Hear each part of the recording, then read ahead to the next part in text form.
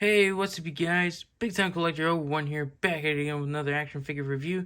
And today we'll be taking a look at the McFarlane Toys DC Direct Page Punchers Red Hood from Batman The Adventures Continue. I'm going to keep referring to this as the TNBA Red Hood, even though he never showed up in TNBA, the new Batman Adventure show. But this is based off the comic book, and I did not want this figure at all because I hate these animated figures. But I got the bundle from the McFarlane toy store because I wanted Shazam and he sold out. So I had to get the bundle. But yeah, let's take a look at him. My opinions may change. Get that, all plastic packaging. Get the comic book cover on the back, which looks really cool. I am kind of interested in the comic, not gonna lie. Get barcode at the bottom if you want to, screenshot that. There is a platinum chase to this figure where he has a black jacket instead of this brown one. But let's get to it and crack him open. And before we take a look at the figure, let's take a closer look at his accessories. First, he comes with a trading card with Red Hood not being on the card, which is weird. Bio on the back. If you want to read it, pause it right now. And he doesn't come with a basic DC Multiverse base. He comes with that Batman the Animated Series style base since they don't have peg holes. So you just take the base, plug the stand here on the, the peg hole. And then you take the little claw, just slide it in there. It does not really want to stay. Yeah, it doesn't really stay. I guess I'm doing it wrong. Yeah. And you just, the claw is spring loaded. So you can just, clamp that around the figure to have him, to keep him standing. I don't like this system, but it's cool that he came with this nonetheless. Out of the package, the figure comes with 2 fists. If you want, you can pop these out. He also comes with these 2 open hands. He also comes with these 2 C-grip hands. That is so he can hold his Batarang, which I really do like. It's a cool Batarang sculpt. And he comes with 2 trigger finger hands, so he can hold his pistol and his rocket launcher. So it's really cool to see that this figure does come with some guns. I think the work around this was that he's in the Page Punchers line from DC Direct. So that's cool. They also did put 17 and up on the packaging for the figure. You can also holster the pistol in this holster here.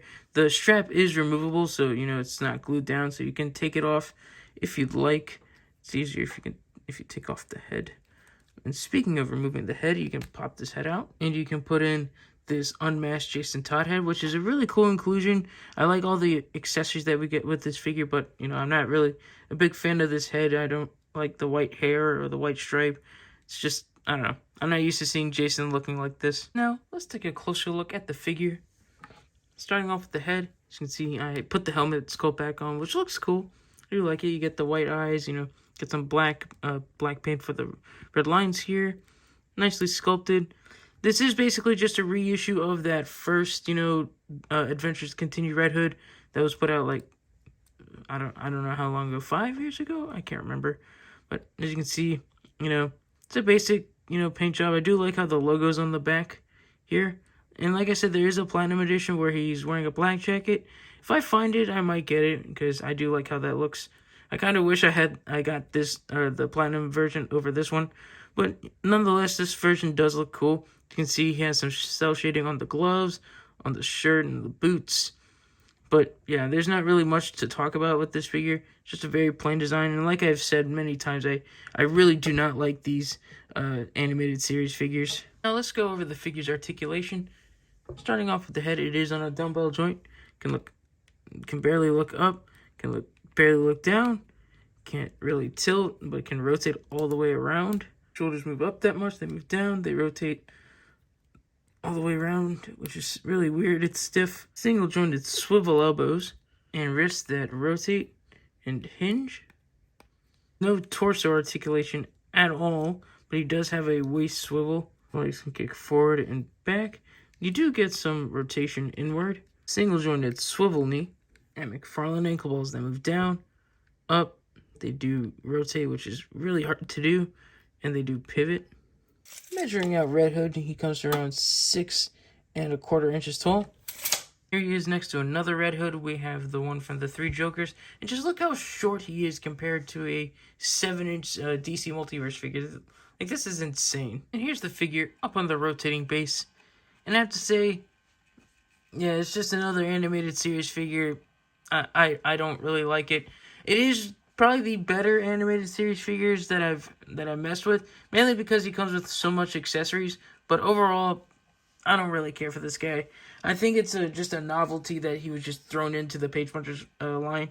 Like, seriously, like, who asked for this? No one really asked for this. I mean, if you like the animated series figures and you missed out on the first Red Hood, this is a good a good way to get this figure. But I didn't want this figure in the first place.